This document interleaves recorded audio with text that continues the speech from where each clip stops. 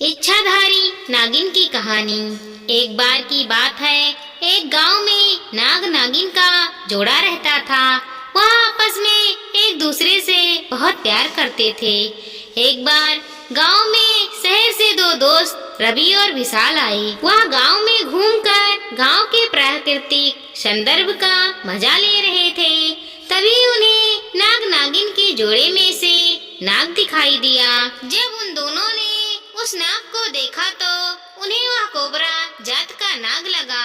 उन्होंने सुना हुआ था कि कोबरे जात के नाग बहुत ही खतरनाक होते हैं। वह उस नाग के शांत रहने के बावजूद उसे छेड़ने लगे। उस समय नागिन वहाँ पर मौजूद नहीं थी। उन दोनों दोस्तों ने थोड़ी देर से नाग को डंडे से छेड़ने के बाद उस नाग की पत्थर से मार मार के हत्या कर दी। थोड़ी देर बाद नागिन वहाँ पहुँची। उसने नाग को मरा हुआ पाया, जिससे वह बहुत दुखी हुई। इस दुख में नागिन इधर उधर भटकने लगी। वह भटकती हुई एक जंगल में पहुँची, जहाँ पर बहुत पुराना नाग रहता था। वहाँ उसकी मुलाकात एक बहुत बूढ़े नाग से हुई। नागिन ने उस बूढ़े नाग को अपनी सारी समस्या बता दी।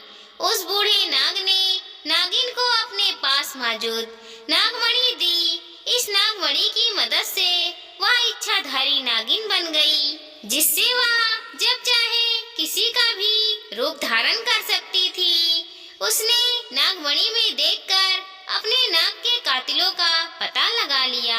उसे पता चल चुका था कि उसके नाग को दो दोस्तों ने किस तरह तड़फा तड़फा कर मार डाला। वह उन दोनों से नाग के मौत का बदला लेना चाहती थी। नाग की मौत का बदला लेने के लिए वह शहर चली गई। इच्छाधारी नागिन ने एक सुंदर लड़की कन्या का रूप धारण कर लिया, जिसके बाद वह उसी शहर में रहने लगी जहाँ वह दोनों दोस्त रहते थे। इच्छाधारी नागिन ने कन्या के रूप में रवि और आकाश से दोस्ती कर ली। वह उन दोनों से एक एक करके अकेले में बदला लेना चाहती थी। इच्छाधारी नागिन ने सबसे पहले रवि को शादी करने के लिए प्रपोज किया।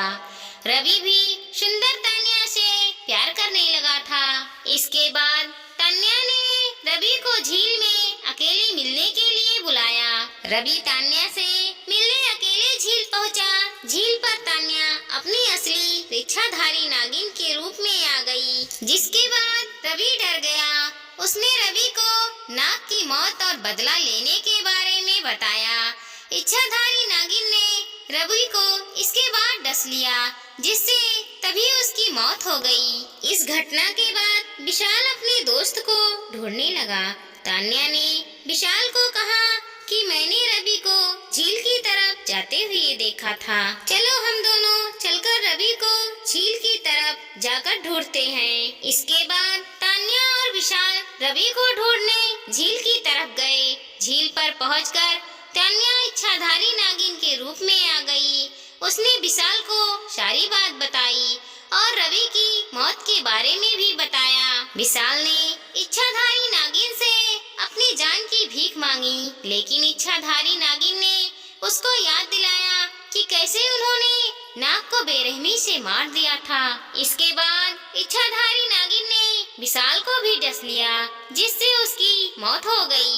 अब इच्छाधारी नागिन का बदला पूरा हो चुका था। इस कहानी के बाद से यह कहा जाता है कि हमें कभी भी किसी नाग नागिन को नहीं मारना चाहिए। क्या पता कौन सा सांप इच्छाधारी नाग नागिन का जोड़ा हो। दोस्तों, हमारी इस छोटी सी कहानी को लाइक करें, शेयर करें और सब्सक्राइब करें। धन्यवाद दोस्तों।